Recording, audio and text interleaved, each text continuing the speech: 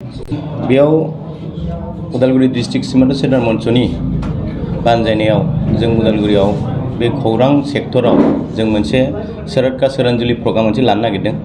बिनि थाखायनो जों दिनै बेयाव मोनसे बानजाय आफादनि जों अफिस मोनसे बेखेवबाय। बे प्रग्रामा जाहैबाय मा जों सोरखा सोरांजुलि होनना बुंदों। बेयाव जोङो जोंनि मेथाइ खनगिरिफोरा जोंनि बे बर्डार एरियायाव थानाय मानसिफोरनो मोनसे गावनि गारांजों मोनसे बिसोरखौ खुलुमनाय बा प्रनाम खालामनो थाखाय बिसोर फैनो नागिरदों।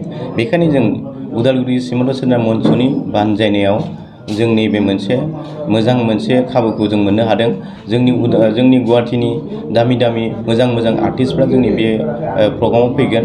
बे प्रग्रामाव जोंनि बर'नि मोनसे सासे मुंदांखा सिंगार गायक फैगोन। बिनि नामा जाबाय निपन बसुमतारी।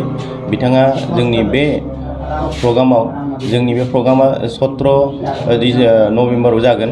बेयाव बिथाङा बाहागो लाफैगोन आरो बिनि अनगायैबो जोंनि गुवाहाटीनि मुंदांखा पद्मश्री मोनगिरि दुलाल मांकी बिथाङाबो फैगोन आरो जितु सनवाल बिथां फैगोन आरो बिद्यासागर जया चक्रवर्ती बबिता शर्मा आरो शरद रथ आरो हिमांशु शर्मा सुरिका छेत्री बिथांमोननि अनगायैबो आरो जोङो सानै साथाम कन्टेक्ट खालामगासिनो दङ।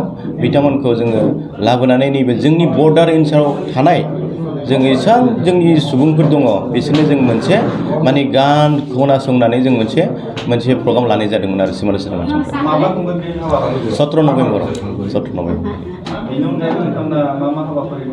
जोङो सिमोन्ट सेन्टार मन्चनिफ्राय जोंनि मोनसे जाबाय बर्डार सुरक्षा आरो जोङो साबलंक आरो जोंनि मोनसेया जाबाय मा एकता मोनथाम लक्ष्य लानानै जोङो सिमोन्ट सेन्टार मन्चआव जों खामानि मावो। जों बर्डार एरियायाव जिहेतु जोंनि बर्डार ओनसोलाव थानाय मानसिफोरा बहुत दुखिया।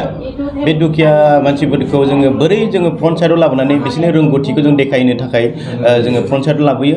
बे हिसाबैनो जोङो सिगाङावहाय जोङो स्पर्ट्सनि बेलायाव जोङो स्पर्ट्स फाथिनानै जों बिथांमोनखौ बर्डार एरियायाव थानाय सुबुंफोरखौ स्पर्ट्सनि एथलेटिक्सनि सायाव जोङो बिसोरखौ लाबोनानै जोङो प्लेटफर्म मोनसे होनानै जों स्टेटआव जोङो बिसोरखौ बादायहोयो।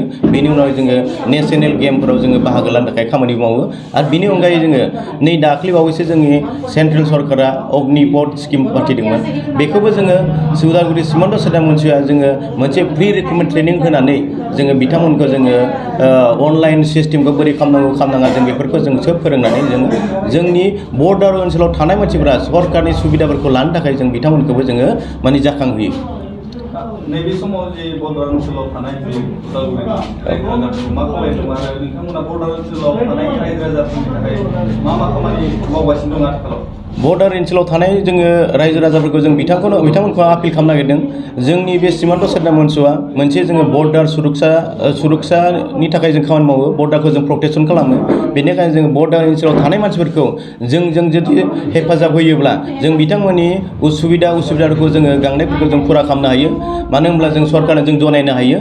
जेरै आं नोंथांमोनखौ बुंनो नागिरदों जेरै जेनेबा मोनसे गामियाव जुदि दै लोंनायनि अबस्था गैयाब्ला जुदि हस्पिटाल जुदि अबस्था गैयाब्ला लामानि अबस्था गैयाबा जों बिथांमोना जुदि जोंखौ बुङोब्ला जों बे बुस्थुखौ जों सरकारनो जनायनानै जों सरकारखौ प्रेसार होनानै जों मावहोनायनि जों केपासिटिया जोंनाव दङ।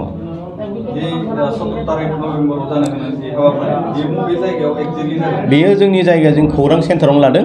बेयाव जोङो जिहेथु जोंनि उदालगुरि डिस्ट्रिक्टआ जोङो 6टा जोंनाव आनसलिक दङ। बे 6टा आनसलिकनि गेजेराव जों बे मिडिल जानायखौ जों बेयाव लादों।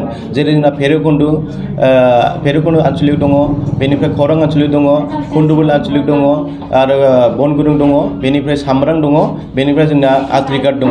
दा बेयाव जोङो कमिउनिकेसनखौ नायनानै नैबे खौरां एरियायाव जोङो सेन्टार हिसाबै जों जायगाखौ बासिनानै लानायखाय जों बे जायगायावनो जोङो प्रग्राम फाथिनो थाखाय जोङो थियारि जानानै दं।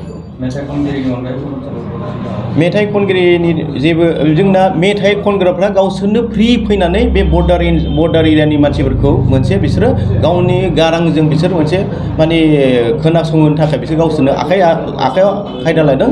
दा बेखौ जोङो जास्ट जोंनि सिमोन्ट सेन्टार मन्चआ जों बिसोरनो मोनसे जायगा जोङो बिसोरनो बेबस्थाल' खालामना होदों। जों बिसोरनो खुनु फैसा हरा। बिसोर जोंनो फ्रि गान खननानै जोंनि बे बर्डार एरियायाव बिसोर खोनासंहोफैगोनल'। देंखोगिरिफोरनि मेथाइ खननायल' ना आरो गुबुन हाबाफारि लानाय जादों? गुबुन हाबाफारि गैया जोंनाव मात्र देंखोनिल' हाबाफारि। बाजाज कम्पानिनि गुबुन गुबुन रोखोमनि बाइक सालायनो मोजां मोनग्राफोरनि थाखाय गोजोनथाव खौरां। अदालगुरि जिल्ला रौथायाव थानाय ब्रह्म अट'मबाइल्स बाजाज शोरूमा लाबोदों नोंथांनो खालि फुजारि दामाका स्पेशल अफार खेबसेनो रां होना बायथारनायजों लोगोसे बेयाव फाइनान्सनि सुबिदाखौबो लानो हागोन। खोब खम बेसेनाव एबा 15,000 डाउन पेमेन्ट होनानै नोंथाङा बाजाज कम्पानिनि गुबुन गुबुन रोखोमनि बाइकखौ लानो हागोन। गोबांथार फोरमानलाइसि होनांगौनि गोनांथि गैया। बाइकजों लोगोसेनो फुजानि गोबांथार गिफ्टबो मोननो हागोन।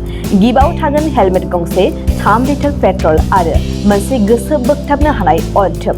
बे स्पेशल अफारा 24 अक्ट'बरनिफ्राय 31 अक्ट'बरसिम सोलिगोन।